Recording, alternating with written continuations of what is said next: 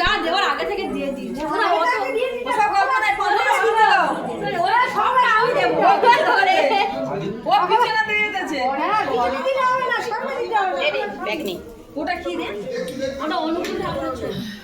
ও এটা আশীর্বাদ করে সেটা আগে বল।